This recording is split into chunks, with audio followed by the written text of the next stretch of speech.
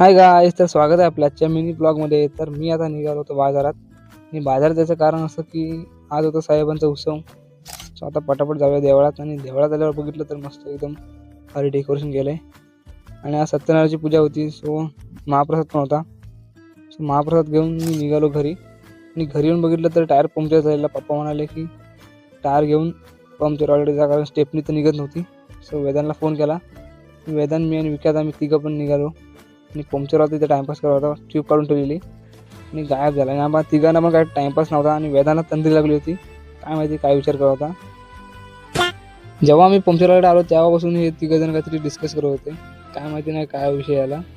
त्यांचा असा विषय झाला होता की त्यांच्यातला एक डंपर आला होता आणि त्यानं त्याचा डंपर त्या गाडीला थोडासा घासला होता, त्यामुळे जे चालू होती म्हणून मित्रांनो तोपर्यंत आमचा टाइमपास पण झाला.